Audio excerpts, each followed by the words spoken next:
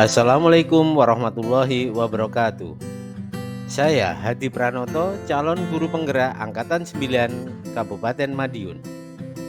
Video ini adalah koneksi antar materi modul 2.1 pembelajaran berdiferensiasi. Apakah itu pembelajaran berdiferensiasi?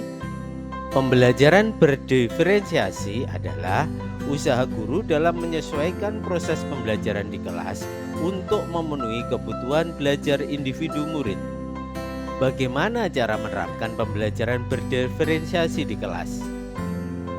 Agar dapat melaksanakan pembelajaran berdiferensiasi di kelas, maka guru harus: pertama, memahami tujuan pembelajaran. Kedua, merespon kebutuhan murid. Ketiga, menciptakan lingkungan belajar yang mengundang murid. Keempat, melakukan manajemen kelas secara efektif. Yang kelima, melakukan penilaian berkelanjutan.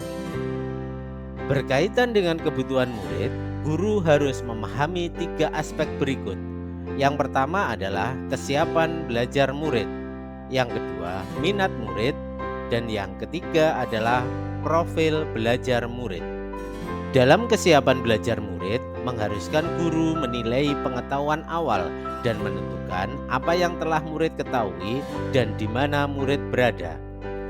Sedangkan untuk minat murid, minat setiap anak akan berbeda-beda.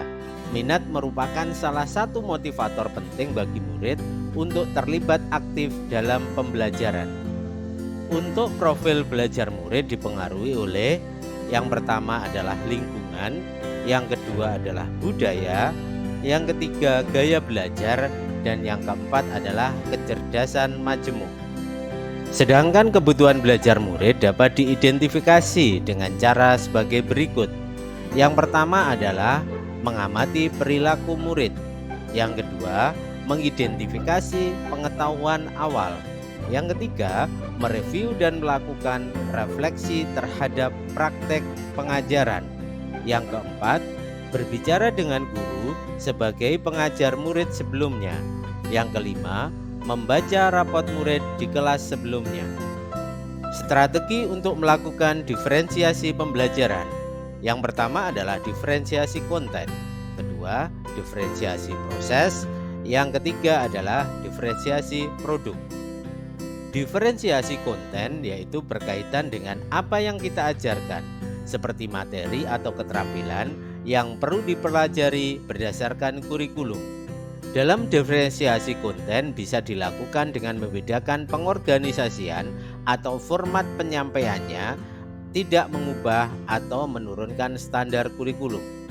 Sedangkan diferensiasi proses adalah kegiatan yang memungkinkan murid berlatih dalam memahami atau memaknai konten dengan cara membedakan proses yang dijalani oleh murid.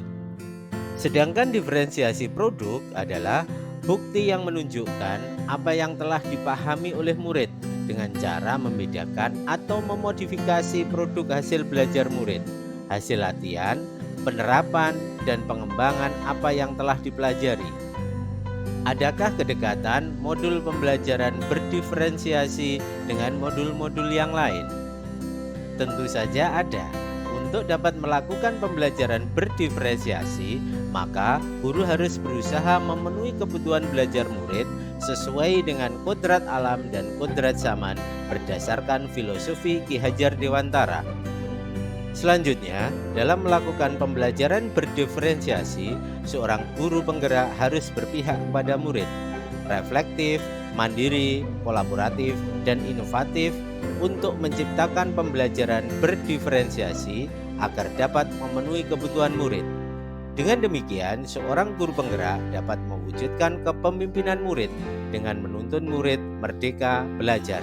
Hal ini sesuai dengan nilai dan peran seorang guru penggerak. Pembelajaran berdiferensiasi dapat menjadi salah satu strategi untuk mewujudkan visi guru penggerak yang berpihak pada murid.